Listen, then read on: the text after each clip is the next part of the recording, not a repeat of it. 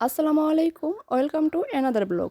আলহামদুলিল্লাহ, আলহামদুলিল্লাহ, আলহামদুলিল্লাহ। আল্লাহর কাছে অশেষ শুকরিয়া যে আমি মাত্রই খামারে গেছিলাম ছোট বাচ্চাদেরকে পাতা দেওয়ার জন্য। তো তখনই দেখি যে এই ছাগলটা বেশ কাহিল, মানে বাচ্চা দিবেই বোঝাই যাচ্ছে। তো কয়েক সেকেন্ডের মধ্যে ১ম বাচ্চাটা হয়ে গেছে। আমি গিয়ে কোনো মতনে ১ম বাচ্চাটাকে অল্প করে কোনরকম বার করলাম। তো আলহামদুলিল্লাহ আমার লাইফে ১ম।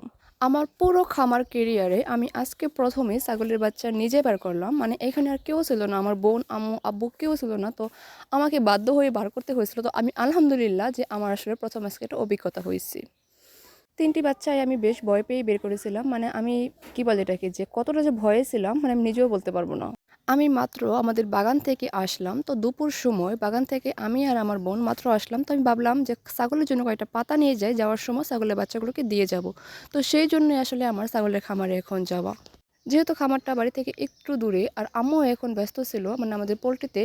তো আমি চিন্তা করলাম যে বাচ্চাগুলোকে দিয়ে আমি চলে যাব। তো বাচ্চাগুলোকে মানে পাতা দেওয়া মাত্রই দেখি যে ছাগলটা যেন কীরকম করতেছে।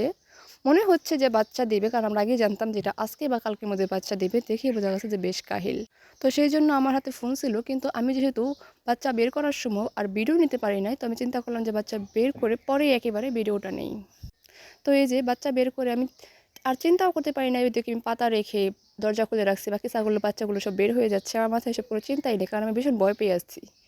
পরে আমি বাইরে থেকে আরও কিছু খড় নিয়ে এসে, যেহেতু এখানে কিছুই থাকে না, খড় কাপড় চোপড় কিছুই থাকে না যে আমি বাচ্চাগুলোকে পরিষ্কার করব, তারপর আমি বাইরে থেকে আরও বেশ কিছু খড় নিয়ে এসে আর একটা বস্তা বিছিয়ে সম্পূর্ণ প্রসেসটা আমি এভাবেই করলাম। আর এই যে হাতে দা ছিল, কারণ আমি মাত্র পাতা কেটে বাইরে আসলাম। তো এখান থেকে বেশ কিছু খড় নিয়ে গিয়ে আমি সম্পূর্ণটা ভালো করে পরিষ্কার করে ছাগলের বাচ্চাগুলোকে ভালোভাবে শোয়া রাইখা তারপর আমি বাড়িতে আসলাম। আর আয়শা বাড়িতে এসে আমার বোনকে নিয়ে গেলাম, যেহেতু আমি ছাগলের বাচ্চাগুলোকে কখনো দুধ খাওয়াই নাই, তো আমার সেরকম কোনো অভিজ্ঞতা নাই।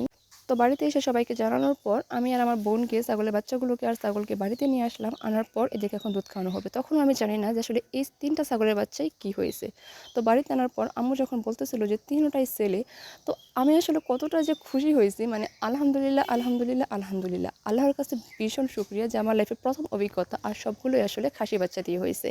তো সবাই মাশাআল্লাহ বলে যাবেন। ধন্যবাদ সবাইকে। এই সুন্দর একটি ভিডিওতে আসলে আজকে আমি সাথে সাথেই ভয়েস দিয়ে আপনাদেরকে দেখিয়ে দিলাম। আমি আসলে কতটা খুশি এবং কতটা এক্সাইটেড সেটা অবশ্যই আমার ভয়েসে বুঝতে পারছেন। আমার কাছে হয়তোবা আজকে এটি ১ম অভিজ্ঞতা, কিন্তু আমি আগেও বহুবার দেখেছি। দেখলেও কিন্তু কখনো নিজের হাতে এভাবে ধরা হয় নাই। আমার আম্মু এবং আমার বোন এই বিষয়ে ভীষণ এক্সপার্ট। খামারে ছাগল পালনের ১ম যে উদ্দেশ্য বা শখটা ছিল সেটাই ছিল আসলে আমার বোনের। মানে সেই চেয়েছিল যে খামারে ছাগল পালবে। তো তার হাত ধরেই আসলে বা তার স্বপ্ন পূরণের জন্যই আসলে আমাদের খামারে ছাগল আনা। তো আজকে এরকম ১ম এরকম অনুভূতির সাক্ষী হয়ে সত্যিই আমার কাছে ভীষণ ভালো লাগলো। আশা করি যে ভিডিওটি আপনাদের কাছেও ভালো লাগবে, যেহেতু আজকে আমি ১ম করেছি। তো সবাই মাশাআল্লাহ বলে যাবেন। আর এই ৩টি ছেলে বাচ্চার জন্য অবশ্যই আপনারা নাম রেখে যাবেন, যেহেতু ৩টিই খাসি বাচ্চা। তো সুন্দর ৩টি নাম আপনারা এদের জন্য রাখবেন। বয়সটা যেহেতু আমি খামার থেকেই দিচ্ছি, তাই ছাগলের কান্নার শব্দ আপনারাও শুনতে পাচ্ছেন। তো ধন্যবাদ সবাইকে। আল্লাহ হাফেজ। দেখা হবে পরবর্তীতে এরকম আরও অনেক ইন্টারেস্টিং ভিডিওতে।